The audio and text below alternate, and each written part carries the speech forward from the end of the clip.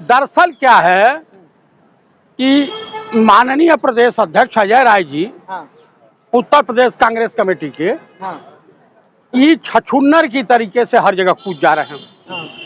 बयान क्या क्या दे जाएंगे कुछ नहीं। अरे भाई, केंद्रीय नेतृत्व से आपको परमिशन लेकर के, चाहे माननीय पंडित राहुल गांधी जी से या इंडिया की चेयरपर्सन श्रीमती सोनिया गांधी जी से या इनसे क्या बोलते हैं माननीय राष्ट्रीय अध्यक्ष श्री मल्लिकार्जुन खड़गे जी से, आपको पूछ के जाना चाहिए पार्टी की रणनीति क्या है। आप क्या बयान दे दोगे? कभी इंडिया गठबंधन के लिए बयान दे दोगे, कभी कोई बयान दे दोगे। पार्टी की रणनीति है कि आजम खान से नहीं मिला जाएगा मुस्लिम नेता से। देखिए, मेरे कहने का अभिप्राय ये है कि यहाँ से नीति निर्धारण करके और एकदम परमिशन लेकर के जाइए, बकायदा आप मिलिए। और आप वैसे बिना सूचना के आप चले गए सीतापुर जेल। आजम खान जी दूसरे पार्टी के नेता हैं, समाजवादी पार्टी के नेता हैं। ठीक है, आप उनके विपद में उनका सहयोग करना चाहते थे, साथ देना चाहते थे, लेकिन आजम खान साहब को आपका साथ नागवार गुजरा। वो आपसे नहीं मिलना चाहते थे, मिलने से इनकार कर दिया। तो मेरे कहने का अभिप्राय यह है कि जो सेकुलरिज्म की राजनीति किया हो, वो व्यक्ति आपसे नहीं मिलना चाहता है तो आपको नहीं जाना चाहिए, पहली बात। दूसरी बात, आप इंडिया गठबंधन के बारे में आपको कोई बयान देने का कोई औचित्य नहीं, कोई अधिकार नहीं बनता है। तीसरी बात, आपको अपने संगठन को मजबूत करना चाहिए। उत्तर प्रदेश में संगठन नाम की कोई चीज है नहीं। जैसे यूपी में अतीक थर कांप रहा था, अब आजम खान कह रहे हैं इनकाउंटर हो जाएगा, डर लग रहा है आजम खान को।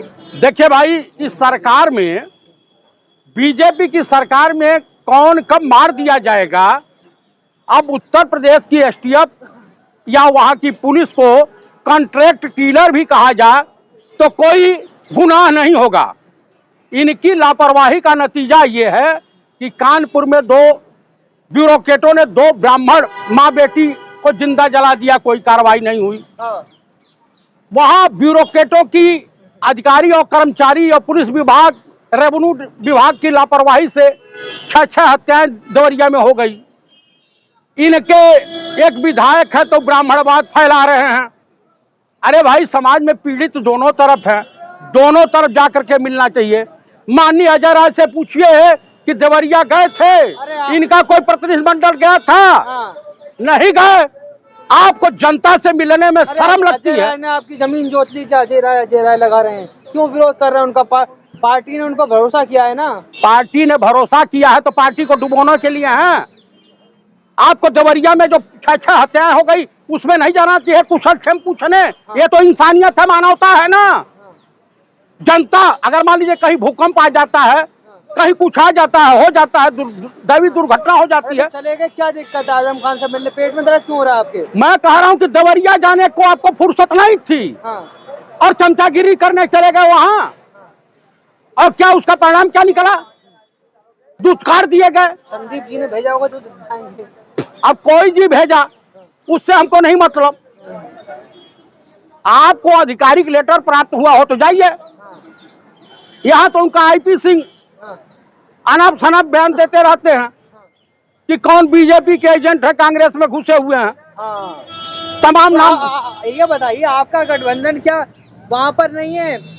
मध्य प्रदेश में जाओ, देखिए पहुँच गया अखिलेश यादव।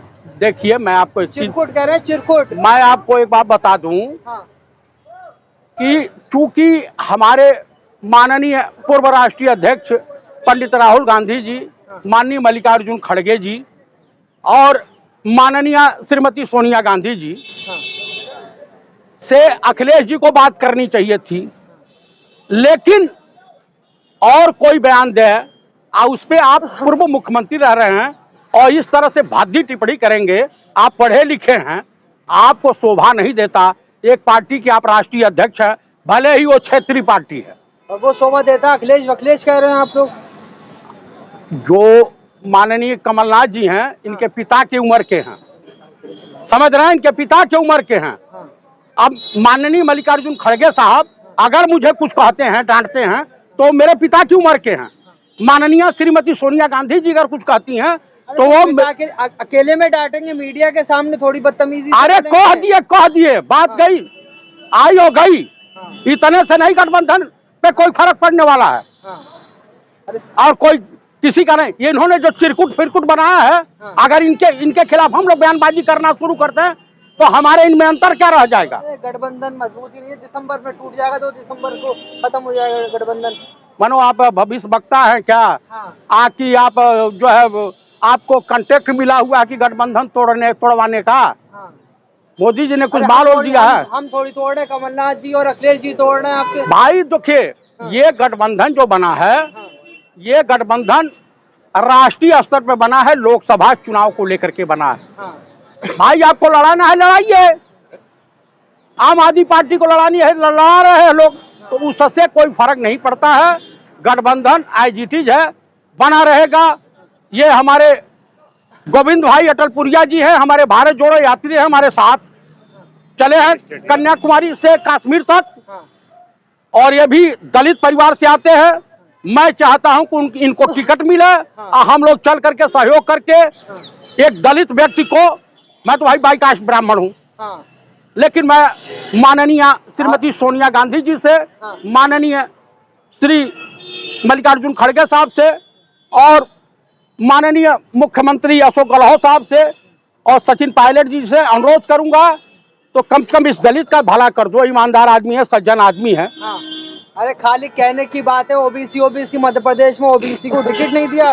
किसने कितने ओबीसी को दिया है? हाँ। प्रधानमंत्री आज जा करके वहां पे इनके बीजेपी के नेता तेलंगाना में कह रहे हैं हम ओबीसी का यहाँ मुख्यमंत्री बना गए। अरे ओबीसी हाँ। के प्रधानमंत्री हैं तो कौन सा ओबीसी वालों का भला कर दिए? हाँ। कोई किए? कहीं कुछ नहीं किए। ओबीसी का भला करने चले हैं। हाँ। नाचने आवे आंगन टेढ़ा। और मैं आपको बता दे रहा हूँ हाँ। कि जो शीतकालीन सत्र आ रहा, हाँ। इसमें ओबीसी का सेंसस की बात करेंगे, हाँ। विधेयक लाएंगे, ऑर्डिनेंस लाएंगे, हाँ। उसके बाद सीए एनआरसी भी ला देंगे, ताकि जानते हैं हाँ। ऐसी बानी बोलिए जम के झगड़ा हो, हिंदू मुस्लिम कट मरे, सत्ता बीजेपी आरएसएस वालों की हो। CAA का नाम लेकर मुसलमानों को डराना चाहते हैं, फिर अपनी तरफ वोट खींचना चाहते हैं आप लोग। तो भाई साहब, हाँ। हम तब भी उनके साथ खड़े थे, हम आज भी उनके साथ खड़े हैं। हाँ। हम इंसान हैं, हैवान नहीं हैं। ये लोग हमको वोट नहीं दिए तो भी साथ हैं, नहीं दिए तो भी साथ हैं। वोट भाई सभी जनता जनार्दन जो वोट देती है देश के विकास के लिए। और मध्य प्रदेश की पूर्व मुख्यमंत्री सुश्री उमा भारती जी ने कहा था माननीय प्रधानमंत्री के लिए कि ये मोटा भाई ये जो है विकास पुरुष नहीं है, विनाश पुरुष है। ये उमा भारती जी ने कहा था। अभी सतपाल मलिक साहब का बयान आप लोगों ने सुना ही है। ये तमाम तरह की, अभी आप बताइए कतर में हमारे 8 पूर्व नेवी अफसरों को सजाए मौत दी गई है। जयशंकर प्रसाद जो हैं ये विदेश मंत्री, इनको चुल्लू भर पानी में मुख पे काली पोत करके मर जाना चाहिए।